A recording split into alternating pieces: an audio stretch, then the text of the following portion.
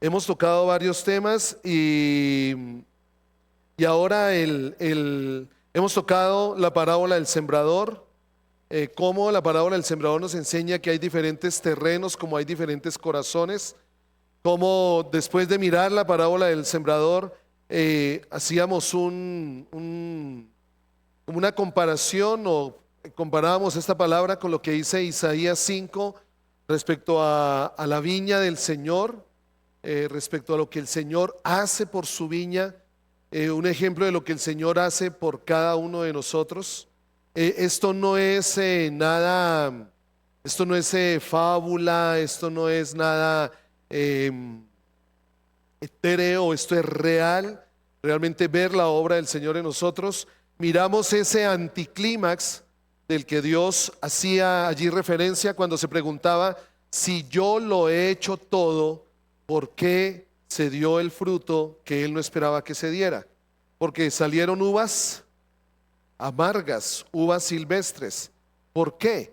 Y ahora, después de este anticlímax, he llamado a esta parte consecuencias de la improductividad. Y aquí vale la pena que nosotros seamos conscientes de lo siguiente: nuestra vida da fruto. Nuestra vida da fruto. Allí lo que tenemos que asegurarnos es qué clase de fruto estamos dando.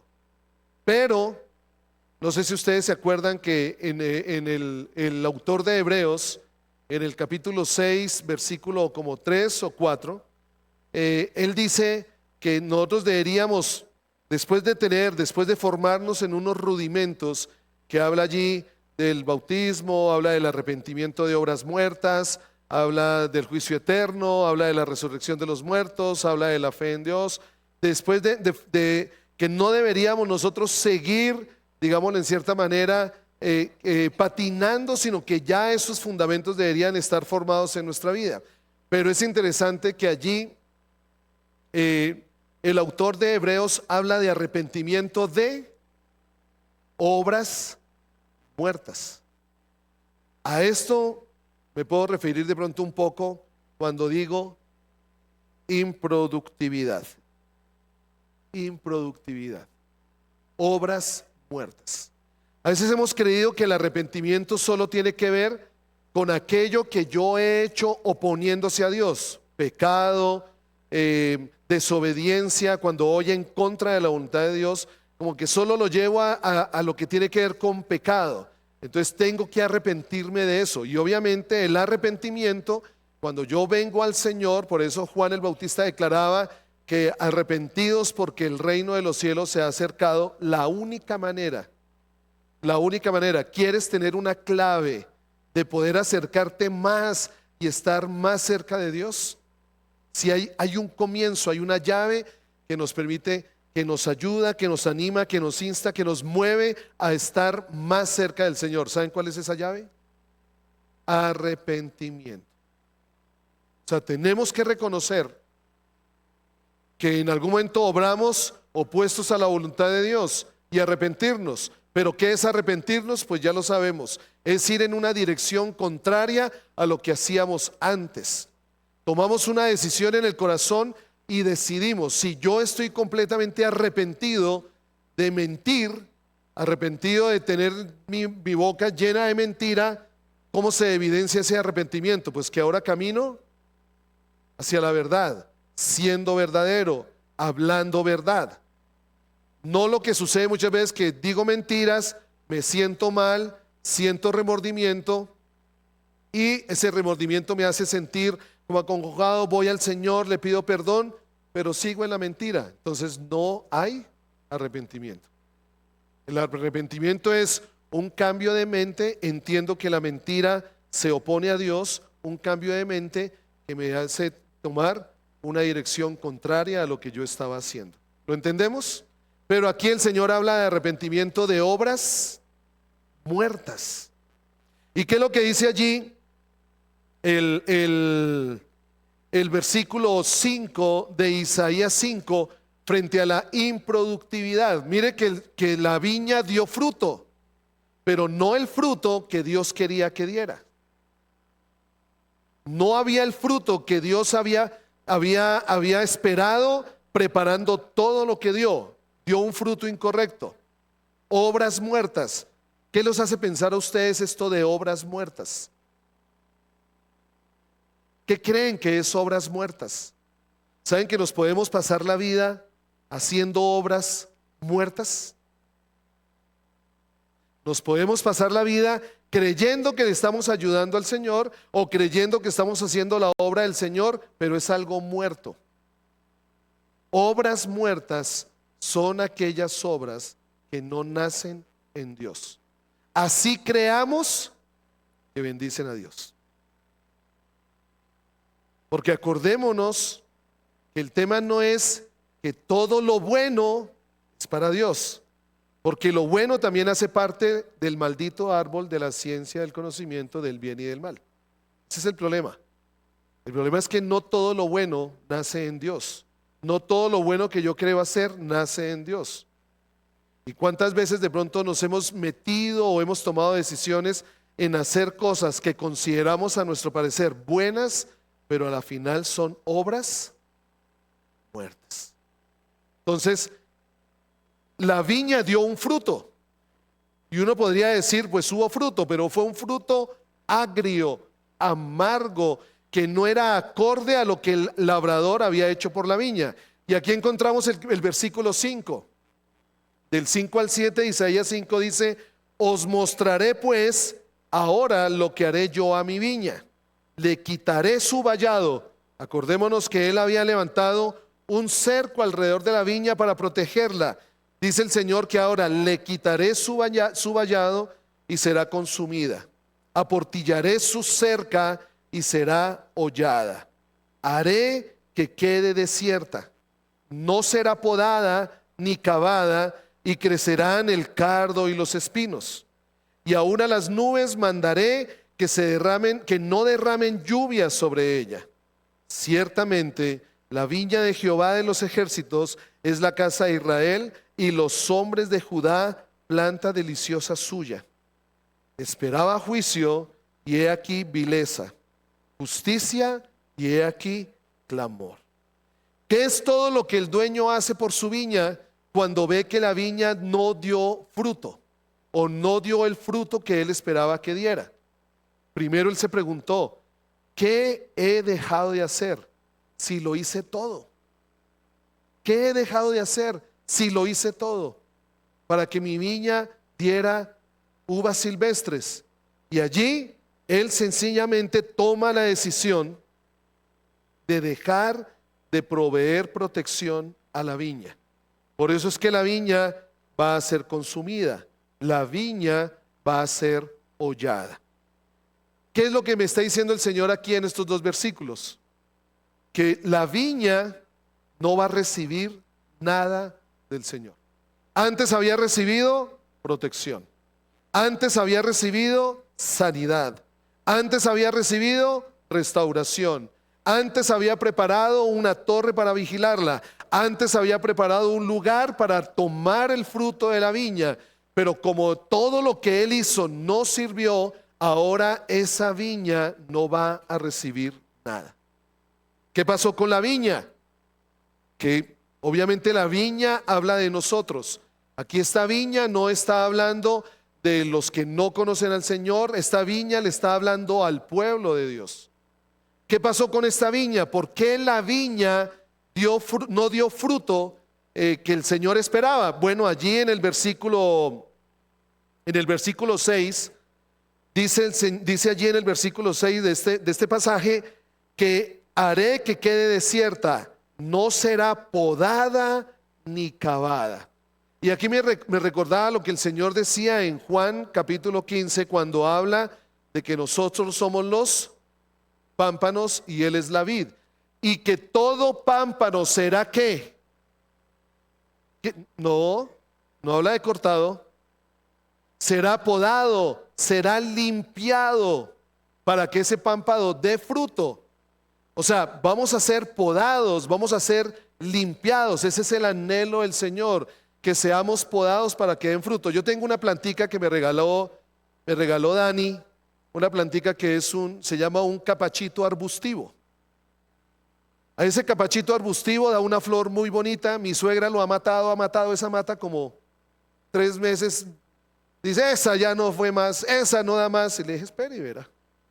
Y un día se llenó de mucha polilla, pero todavía había vida. Pues cogí y la podé. Le dejé apenas la raíz y un poquitico de tallo. Le eché un fungicida, le eché algo que repeliera aquella polillita blanca que se había carcomido, y la plantica nuevamente empezó. Si no empezó nuevamente a florecer y empezó nuevamente a brotar nuevas hojas. Si yo no hubiera podado la plantica, la polilla se la hubiera comido, las raíces se hubieran podrido y se hubiera cumplido la profecía de mi suegra. No dio más. No dio más. Pero ahorita la plantica tiene flores. Cada vez que la ve dicen, no, esa.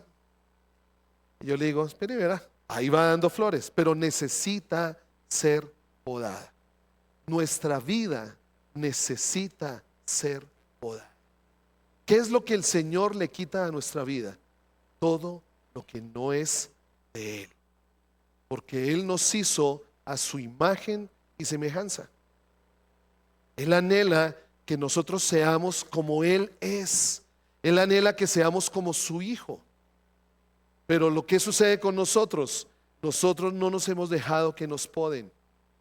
Nosotros le rehuimos a veces a la vulnerabilidad. Nosotros le rehuimos a que entre el Señor en nuestro corazón, nos remueva lo que realmente nos aleja de Él. Rehuimos. ¿Y qué es lo que sucede? Pues la viña, como no se dejó podar, como la viña no se dejó cavar, el Señor ahí la abandonó. El Señor ahí la abandonó.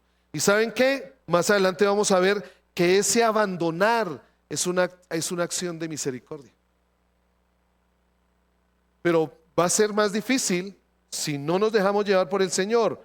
Por eso es que la viña se resistió a la poda, se resistió a que el Señor la regara. Entonces el Señor llegó y dijo, bien, pues no hay más poda, no voy a excavar más y no la voy a regar más. En otras palabras, el Señor le dice a esa viña, vas a ver por ti misma si eso es mejor. Y no hay momentos en que sentimos en nuestra vida que Dios nos abandonó. No hay momentos en que sentimos en nuestra vida que como que Dios se apartó. Íbamos como bien, como que las cosas salían bien, como que las cosas iban brotando, no, funcionaba todo normalmente, pero sin el Señor. Y llega un momento en que el Señor nos abandona.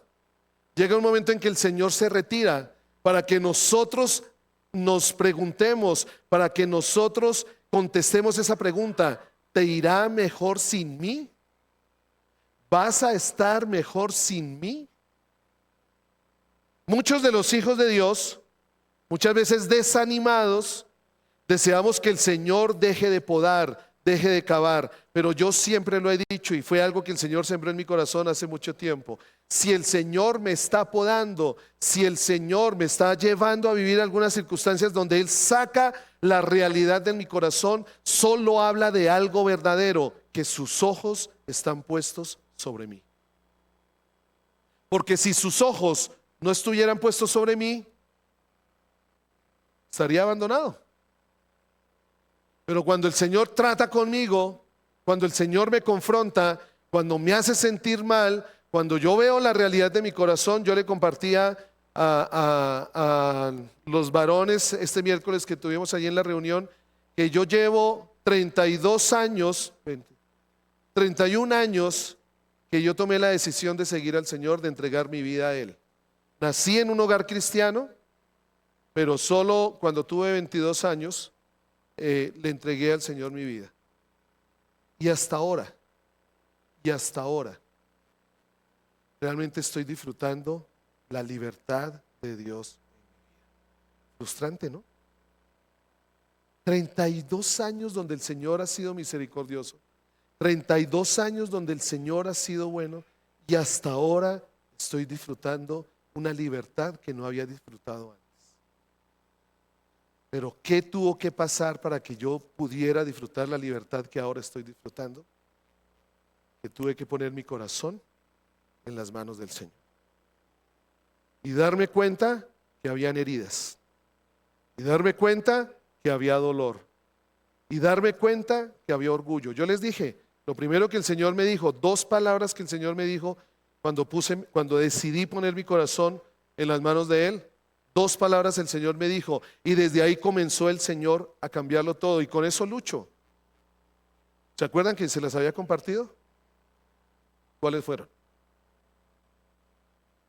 Que yo era un religioso implacable. ¿Qué es un religioso implacable? Lo resumo con una analogía que el Señor hizo, una figura que el Señor dio cuando estaba hablando de los fariseos. Un sepulcro blanqueado. Eso es un religioso implacable. Un sepulcro blanqueado. Por fuera se ve mármol italiano, bien brillante y todo, pero por dentro pobredumbre, muerte, ruina, suciedad. Pero le doy gracias al Señor, porque aunque podría decir que se desperdiciaron 30 años, aunque en esos 30 años el Señor hizo muchas cosas, nunca me dejó que me apartara. Le doy gracias a Dios porque, como lo dice Pablo y se lo dijo a la iglesia, Él pone el querer como el hacer. A la iglesia de Filipenses creo que fue, a la iglesia de Filipos, bueno, Él puso en mí el querer como el hacer, porque realmente no estaba contento. Las cosas podían estar bien, pero no había plenitud. Entonces, muchas veces como hijos desanimados deseamos que el Señor deje de podar.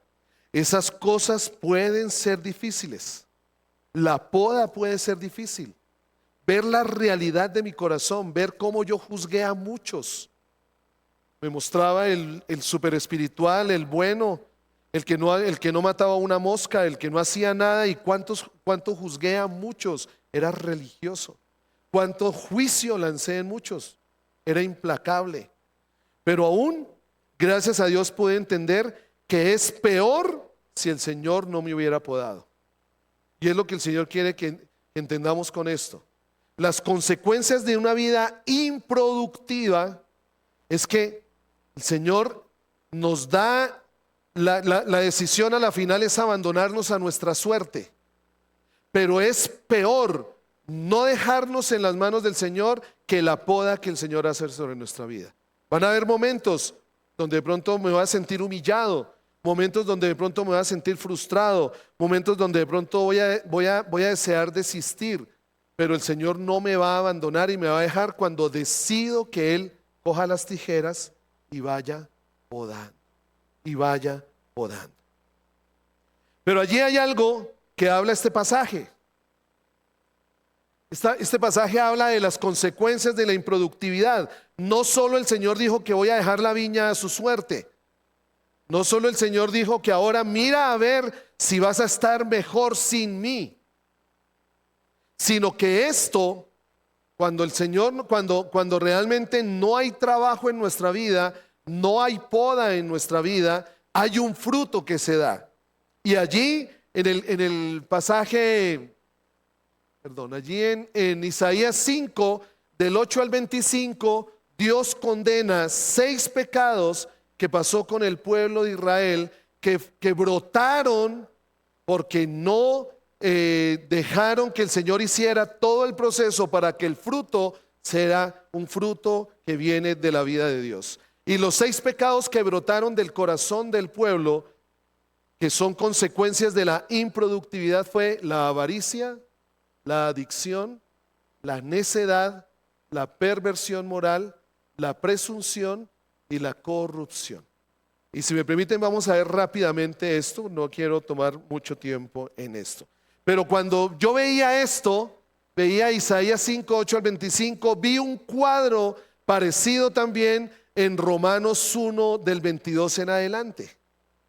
Cuando el Señor dice que toda la creación, que todos los secretos están puestos, o sea, que quien quiera buscar, quien quiera conocer la sabiduría de Dios está allí en la creación, pero por cuanto no le dieron gracias a Dios y no le adoraron a Él, se envanecieron, dice allí, se envanecieron en sus propios razonamientos y empezó lo que hemos llamado siempre esa espiral descendente del hombre cuando se aparta de Dios. Pero saben, ese es el riesgo en el que estamos nosotros como hijos de Dios también. Esto no solo es un cuadro del mundo sin Dios. Yo creo que este es un cuadro más triste.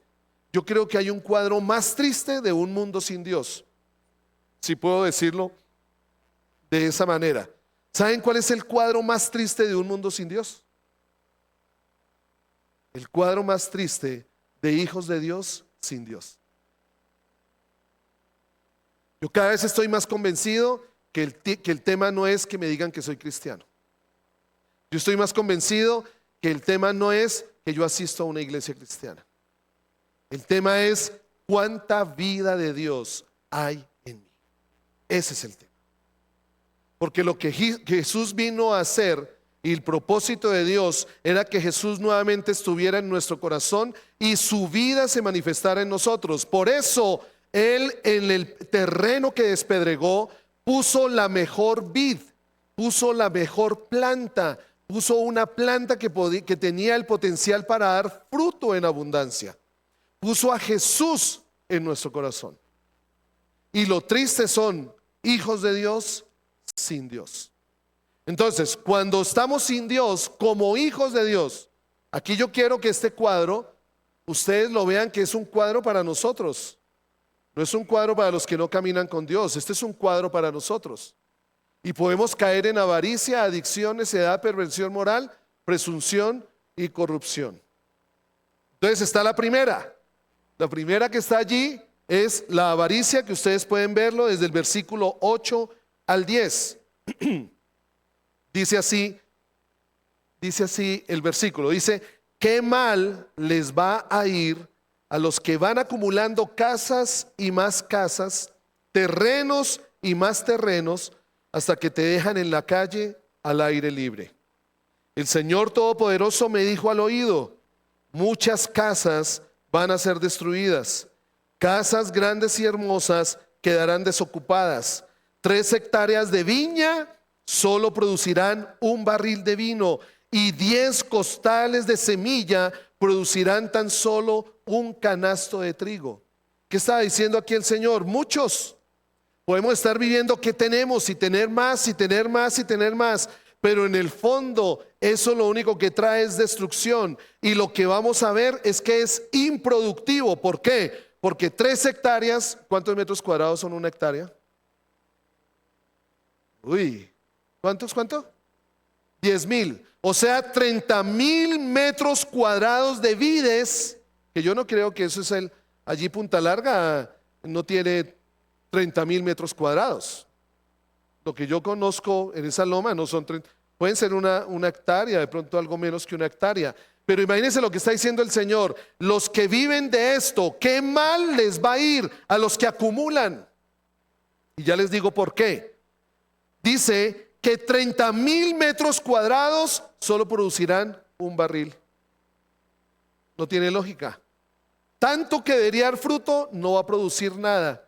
Y 10 costales de semilla. ¿Cuántos son 10 costales de semilla? O sea, con un costal podemos nosotros coger fácilmente ¿hay alguien por aquí que tenga fanegadas aquí? A ver, sincérese, ¿quién es?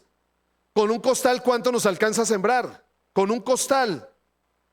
O sea, en una hectárea podemos sembrarlo con ¿cuántos costales? Pongamos los mismos 10 costales en una hectárea. ¿Sí? Un costal por cada 1,000 metros. ¿Qué dicen los matemáticos estadísticos? ¿No?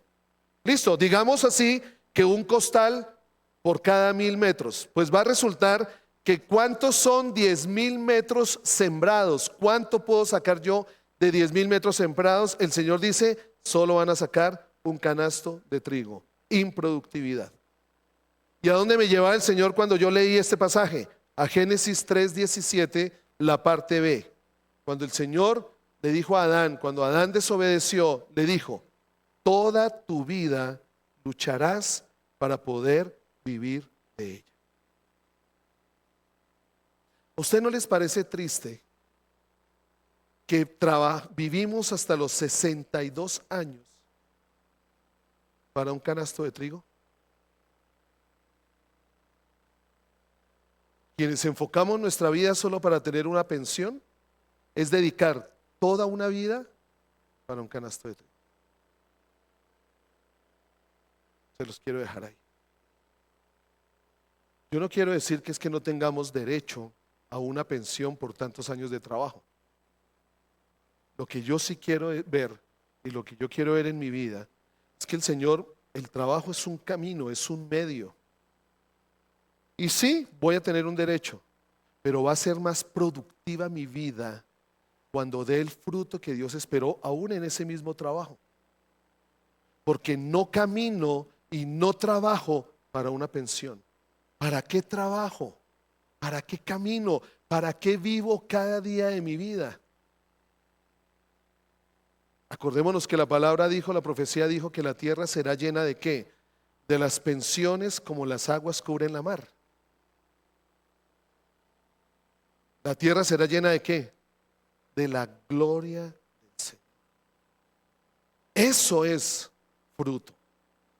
Eso es plenitud. Pero nos gastamos ¿cuántos años? Y para mí es muy triste que llegan muchos cuando ya recibieron su pensión y entraron en depresión, entraron en ansiedad porque se acostumbraron a trabajar y cuando quedaron así. Es triste. Por eso es que el Señor, yo esta maldición la corto sobre mi vida. Toda tu vida lucharás para poder vivir de ella. La imagen que nos da Isaías aquí, cuando dice qué mal les va a ir, la Reina Valera dice: ay de aquellos, ay de aquellos.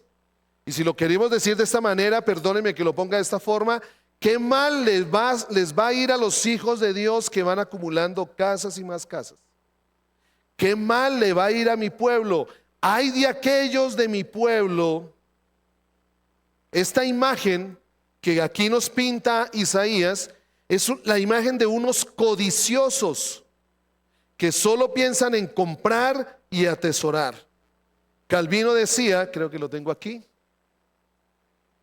Calvino decía que él describe los sentimientos de aquellos, o sea, que Isaías describe los sentimientos de aquellos que nunca tienen suficiente y quienes ninguna riqueza puede satisfacer. Si hay un problema con la codicia, si hay un problema con la avaricia, es que la avaricia no sacia, la avaricia esclaviza, porque nunca voy a estar contento por tener más y más y más y más.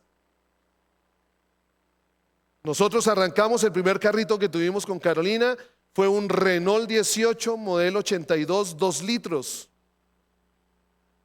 vidrios eléctricos. Bloqueo central, modelo 82 creo que era. ¿Ah? ¿Con qué? Inyección. Eso sí comía gasolina. Un carrazo. Miguel estaría contento en el carro, 160 kilómetros por hora.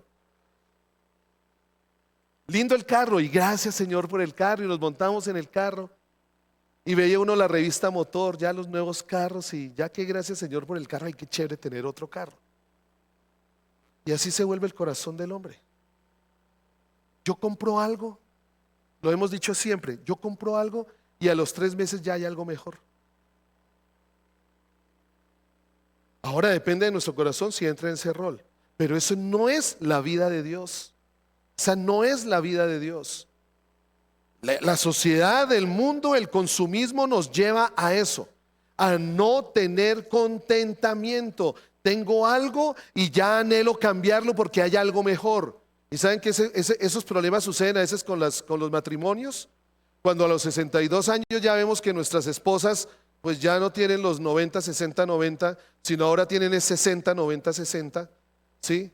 Ya ahora vemos que ya la gravedad empezó a hacer su trabajo, pues ahora tenemos que cambiar por un modelo más reciente. Si tengo una mujer modelo 78, pues no, vamos a buscar una mujer modelo 95. Esa es, no.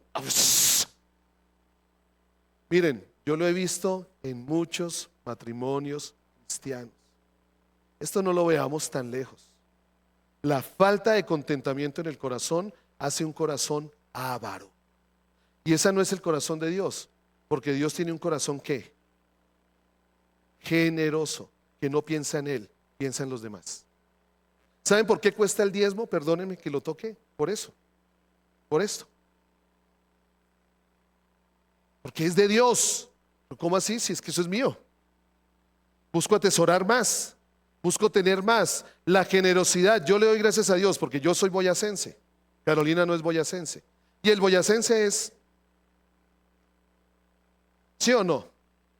¿No? Reconozcámoslo, somos tacaños. Y lo que más nos cuesta al boyacense es que nos toquen el bolsillo.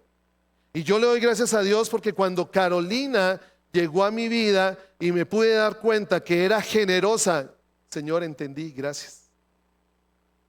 Gracias.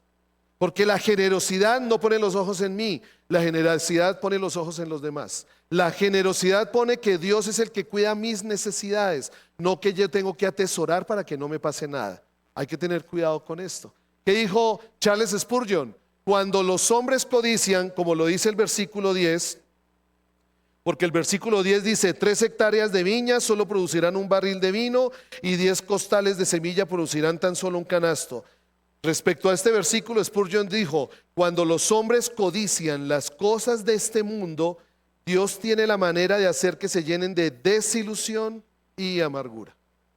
Porque entre más tengo, menos contento estoy. Pero cuando aprendo a vivir con lo que necesito, ese es el principio de Dios. En Mateo 6, Jesús lo dijo, tu Padre sabe lo que tú necesitas. Y Él siempre me va a dar lo que yo necesito. ¿Dónde viene la amargura? ¿Dónde viene la ansiedad? ¿Dónde viene el afán? Cuando yo quiero lo que no necesito.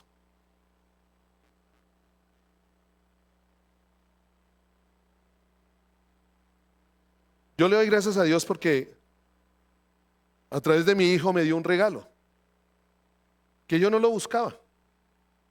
Porque tenía uno que ya tosía cuando le metía un clic.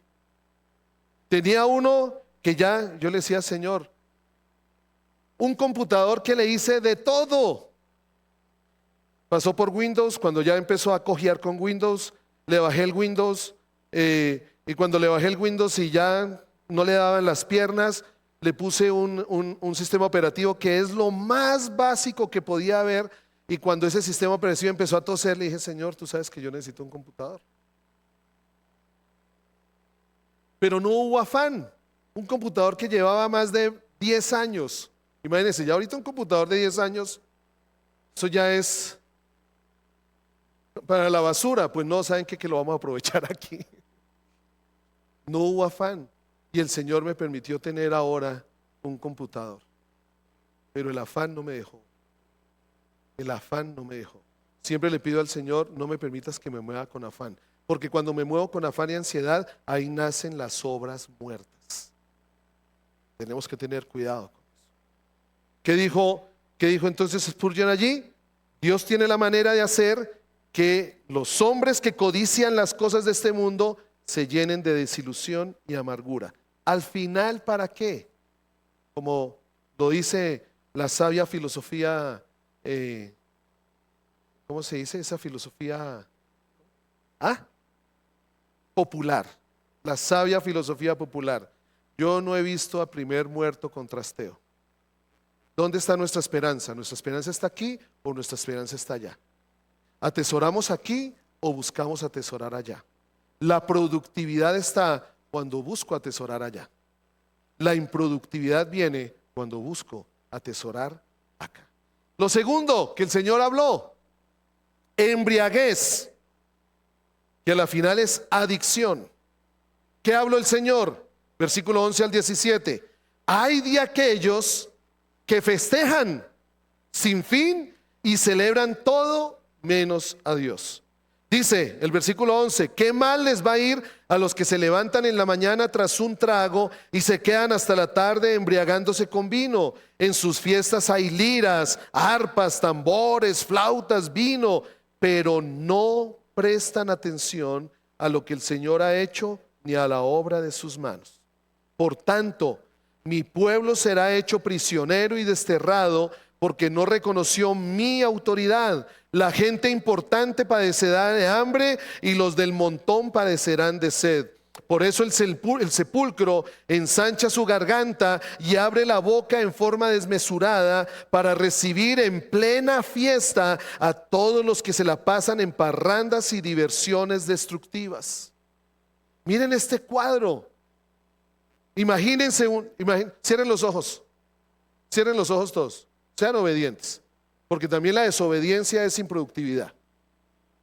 Cierren los ojos y voy a mirar al que tenga los ojos abiertos. Imagínense una tumba que abre sus fauces, una tumba que abre la boca para recibir, como lo dice aquí, a recibir a todos los que se la pasan en parrandas y diversiones destructivas. Ya, pueden abrir sus ojos. Así es humillado el ser humano, dice el versículo 15. Se baja al hombre de su nube y se le hace cambiar su actitud arrogante. De esta manera el Señor Todopoderoso recibe honor por juzgar rectamente. El Dios Santo será reconocido santo porque actúa con justicia. Los corderos se alimentarán como si estuvieran en sus propios campos y las cabritas pastarán entre las ruinas de los ricos. ¿Cuál es la imagen que Isaías pinta aquí? La imagen que Isaías pinta aquí, este era lo siguiente. La imagen que Isaías pinta aquí es la imagen de aquellos que trabajan duro. Ahora, quiero aclarar ahorita el tema, porque ustedes van a decir, o sea, que no puedo bailar. O sea, no puedo ir a una fiestica y la imagen es de aquellos que trabajan duro para andar de fiesta y celebrar sin fin. ¿Saben por qué dice que no os embriaguéis con vino? Porque en él no hay disolución. Porque la embriaguez o la adicción, yo relaciono la embriaguez con la adicción. Puede ser la adicción a cualquier cosa. No solo la adicción al trago, puede ser la adicción al trabajo, puede ser la adicción al juego, puede ser la adicción al deporte, puede ser la adicción a cualquier cosa. La adicción embota. La adicción hace perder el norte. La adicción hace perder el juicio. Entonces, son vidas que están llenas con abuso de cosas que realmente no traen bien a nuestro corazón y a nuestro cuerpo. Y lo principal es que son vidas que no miran lo que Dios hace. Porque estamos enfocados ¿en qué? En aquello que nos llena. Ese es el problema de la adicción. Es lo que nos llena. A mí me sorprende ver, y perdónenme si alguno hay aquí, pero me sorprende. Yo veo cuando juega un equipo de fútbol y está, por ejemplo, en la Libertadores, Once Caldas, que está en la Sudamericana, que está yendo bien con el cuarentón de ¿cómo se llama? De Dairo Moreno. Y me sorprende mucho cómo siempre hay muchachos que van detrás del equipo para donde van. Yo digo, quiero sacar unas vacaciones a Melgar y yo veo estos chinos que van a Argentina, van a Brasil, van a Chile. A donde juega el equipo, ellos van. Y su vida se convirtió en eso. Y su vida fue ese centro. Adictos a su equipo. ¿Y dónde está el propósito de la vida? ¿Dónde está el propósito de su vida? Yo no estoy diciendo que no disfrutemos de tener un equipo de fútbol, no estoy diciendo eso. Lo que yo estoy diciendo es que no se nos olvide que hay un Dios que en los cielos está mirando y que Él anhela que nosotros disfrutemos de las obras de sus manos. Él anhela que nosotros nos gocemos con lo que Él hace día a día. ¿Qué está mal con el estilo de vida de andar de fiesta y adicción? Y aquí está la palabra, aquí está la palabra. La palabra clave en esto es esta: entretenimiento. En pocas palabras, se olvidan de Dios. Aunque los hombres puedan afirmar que lo recuerdan de alguna manera, no miran la obra de Jehová, no consideran las obras de sus manos. ¿Por qué? Porque estamos entretenidos. ¿Y qué es estar entretenido? Es estar distraído. Es estar enfocado en algo que no produce nada en mi vida. Miren, seamos honestos. No estoy diciendo que está mal. Tampoco es envuelto, pero no estoy diciendo que está mal. No, mentira, no estoy diciendo que está mal. El que lo entendió, lo entendió. Mal chiste, ¿no?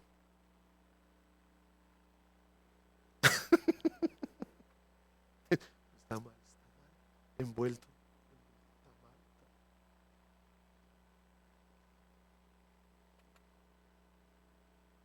Miren, seamos honestos.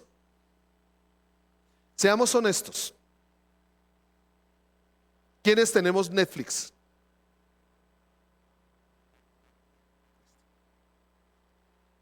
¿Quiénes tenemos Disney? Levanten la mano. Carlos, levante la mano que usted tiene Disney. ¿Quiénes tienen Amazon? Bueno, vamos a corresponder.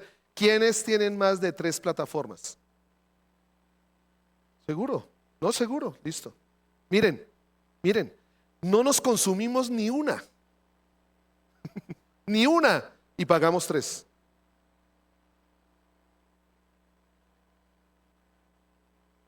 Yo no quiero satanizar las plataformas. No. A nosotros con Cabina nos encanta ver películas. Algo que disfrutamos juntos es ver películas. Y si hay sangre, bala y todo eso, más. Me acuerdo, bueno, voy a cerrar con esto para no demorarlos. Me acuerdo que, yo creo que les comenté, estábamos estábamos haciendo un encuentro con unas parejas, estábamos haciendo como un tiempo de matrimonios y eran parejas pastorales y éramos 6 parejas pastorales allí y los facilitadores en ese tiempo, hablando de compartir. Entonces hicieron la pregunta, ¿y qué es lo que comparten juntos? Y entonces pues hubo parejas pastorales, entonces hubo unas parejas que dijeron, no, pues compartimos ver películas que nos dejen una enseñanza al corazón, que hagan florecer el amor de Dios en nuestra vida. Y cada vez que decían eso nos mirábamos con Carolina y nosotros. 4 parejas dijeron eso. Cuando que no nos pregunten, que no nos pregunten, que no nos... Bueno, ¿y ustedes, pastores Henry y Carolina, y ustedes qué disfrutan hacer juntos? Yo sí les dije, perdónenme, disfrutamos ver películas, pero que haya bala, que haya sangre, ¿sí? Que haya bala, que haya sangre, perdónenme, todos, ¡oh! Como que sentí que algunos dijeron, ¡ay!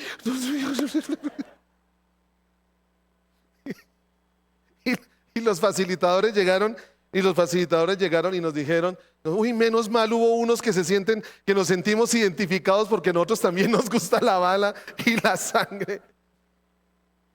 Yo no quiero satanizar eso. Pero yo lucho con eso. La vida se nos va entretenidos. La vida se nos va entretenidos. ¿Cuánto hay de Dios? Yo le digo al Señor y quiero decir, no es porque en mi casa hay plataformas. Está Netflix. Pero es que no es que está The Chosen. No, mentiras.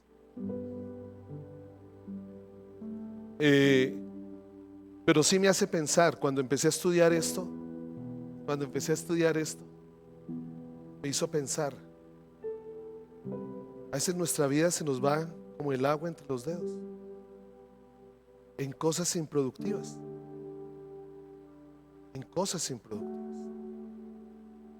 cosas que muchas veces lo único que nos trae es darnos cuenta que se nos fue el tiempo. Obviamente yo ahorita voy a llegar y voy a ponerme al día con la carrera de Azerbaiyán de la Fórmula 1, la voy a ver. Pero ¿cuánto tiempo le dedico a eso? Ahora el iPad trae un mensajito, ¿no? Que dice, que le muestra a uno el tiempo que estuvo en el aparato. Imaginémonos si abriéramos un celular y el Señor nos dijera el tiempo en que has estado en esto, en esto, en esto. 70% en esto, 40% en esto, 10% en esto. Entiéndanme que no lo hablo con religiosidad, porque el Señor ha atacado mi religiosidad. Por eso soy honesto con ustedes, yo también tengo, pero me ha hecho pensar el Señor. ¿Y saben cuál es el problema? Que muchas veces esto también se nos ha vuelto un entretenimiento. Venimos aquí a que nos entretengan. Venimos aquí a que canten las canciones que queremos. Venimos aquí a que el pastor, ¿por qué no suelta un chistecito como Dante Gebel para reírnos un poquito? Porque yo sí disfruto tales. Y venimos aquí a que nos entretengan. Cuando lo que el Señor anhela, lo que el Señor ha sembrado en nuestra vida, ahora Él puso todo para que lo disfrutemos. Él es el que más anhela disfrutarlo. Con las personas que he tenido la oportunidad de hablar, quítale, cuando hables de cuál fue el regalo que el Señor te dio, nos dio vida eterna, quítale lo eterno y pon solo nos dio vida. Después de la muerte vamos a tener ¿qué? Vida, pero Él anhela la vida desde acá, su vida desde acá. Sembró a Cristo en nuestro corazón. Cristo es el que está en nosotros. Dice la palabra que su espíritu gime por nosotros. Yo solo quiero dejar aquí en el corazón que la vida que Dios nos llamó a vivir es mucho más de la que de pronto hemos vivido hasta hoy. Que dejes de trabajar, no. Que disfrutes a Dios en tu trabajo. Que abandones a tu esposa, no. Que disfrutes a Dios en tu esposa. Que dejes de jugar fútbol, no. Que disfrutes a Dios jugando fútbol. Es diferente. Es diferente. El Señor puso al hombre allí en el Edén.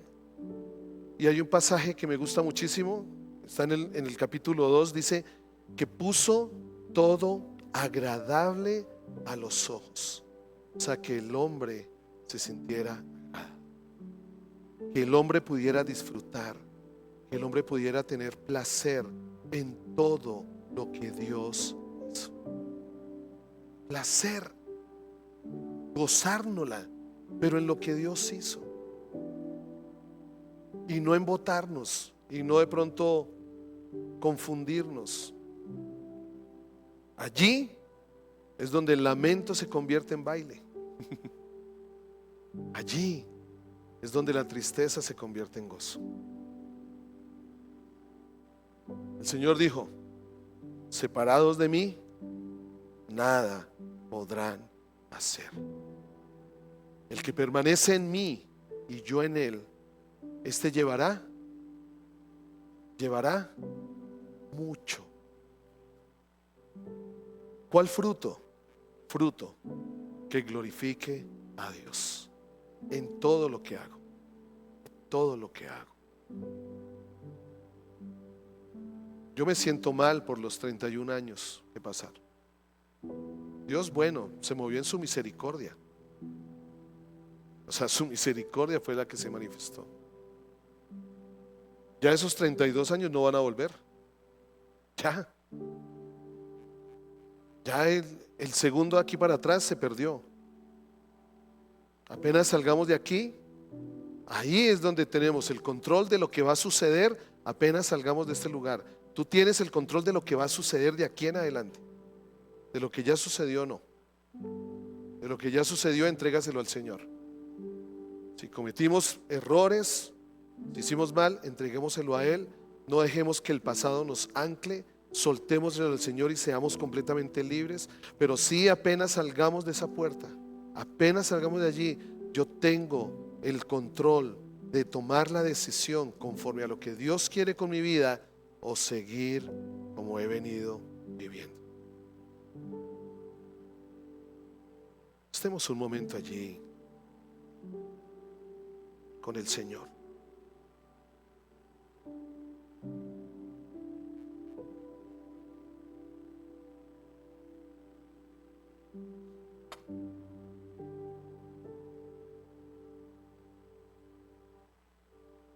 Yo siento que Dios quiere decirte,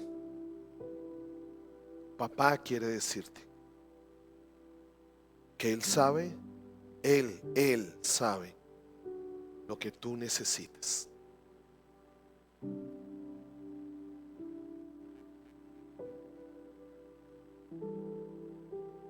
Yo siento que hoy papá quiere decirnos eso, que Él sabe lo que necesitamos, sea el área en la que sea algo personal, algo relacional, algo profesional, algo físico.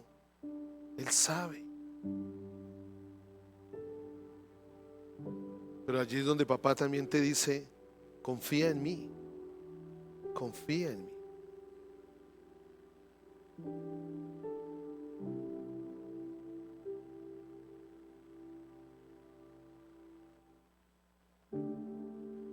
¿Estás dispuesto a soltar tu vida en Él? Así recibas de pronto lo que no esperas tú, pero es lo mejor para tu vida. Padre, te doy gracias por cada corazón. Gracias, gracias. Porque si estamos aquí, Señor, es porque anhelamos de ti. Porque si nos tomamos el tiempo de venir a un lugar, Señor, y buscarte y tomar 2 horas de nuestra vida, Señor, para estar aquí, solo me habla a mí, Señor, que hay un anhelo en el corazón por ti. Hay un anhelo por aprender de ti, hay un anhelo por conocerte a ti. Hay un anhelo por saber más de ti, Señor. Y eso habla del corazón de cada uno, Rey. Yo te doy gracias por la vida y de cada uno, Señor. Pero te pido, guárdalo, guárdalo. Que lo que ellos consideran sus necesidades no los mueva, Señor. Que ellos lo que consideran que les hace falta no los llene de ansiedad, no los llene de afán, no los llene de angustia, Señor. Que hoy puedan verte a ti, al Padre que está en el cielo, que nos ha hecho sus hijos.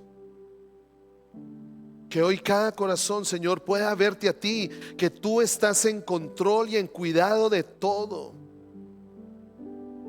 Que anhelas limpiarnos, que anhelas podarnos, porque anhelas poner más de ti en nosotros. Anhelas que demos más fruto del que hasta ahora hemos dado, Señor.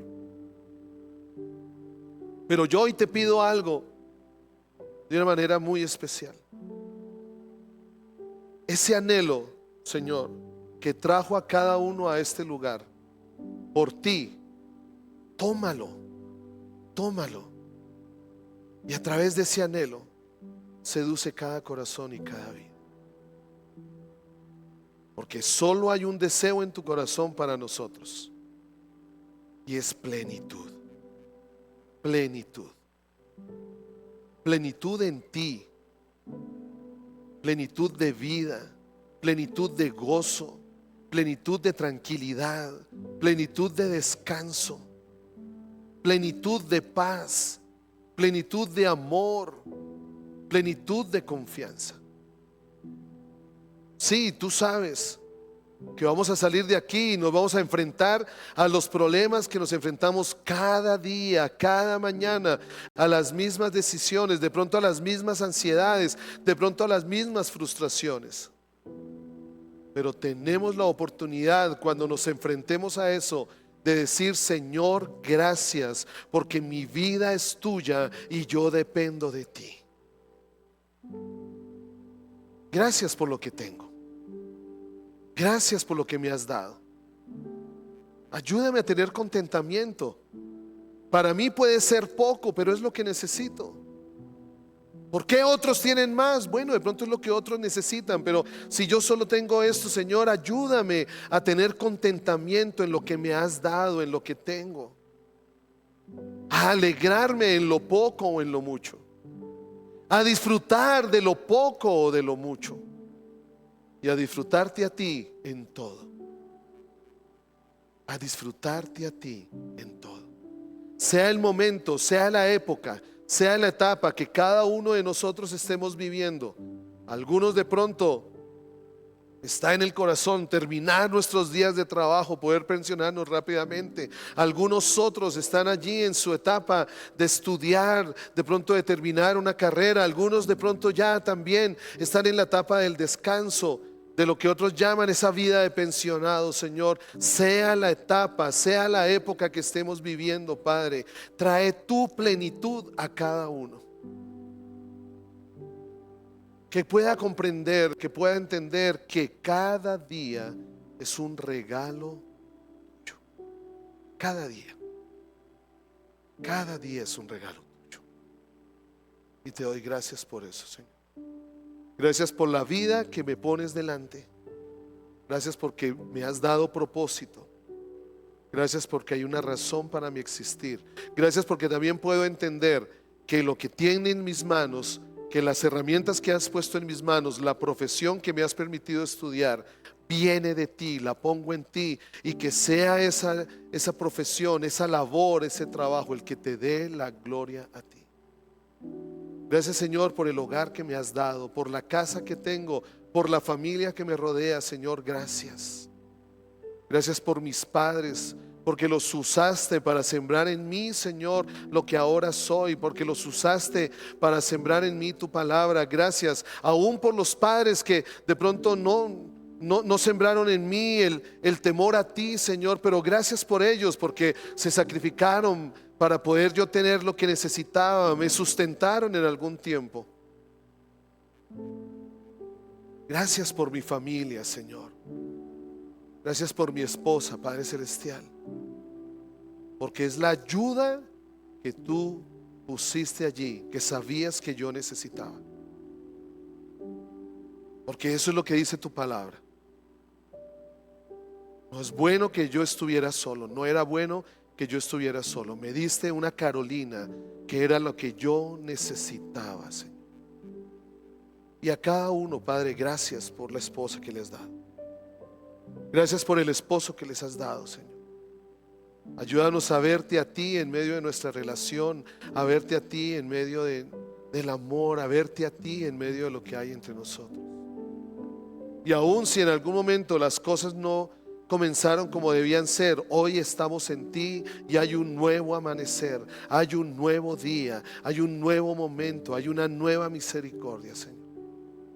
Gracias por mis hijos. Gracias porque son plantas de olivo alrededor de la mesa. Gracias porque veré en ellos lo que no veo en mí. Gracias porque veré en ellos también, de pronto, promesas que tú diste a mi vida, las veré en mis hijos, Señor. Gracias, Padre, por cada uno. Los bendigo, los bendigo. Toda bendición derramada sobre cada uno, Señor, rompiendo toda maldición que haya sido autoimpuesta, o toda maldición, Señor, que otros hayan impuesto sobre las vidas de ellos. Los bendigo, Señor. Como lo dice tu palabra, Padre, que el Señor, que tú los bendigas y tú los guardes, Padre Santo. Guárdalos. Que tú hagas resplandecer tu rostro sobre ellos, Señor, y les concedas la paz. En el nombre del Padre, del Hijo y del Espíritu Santo. Amén. Amén.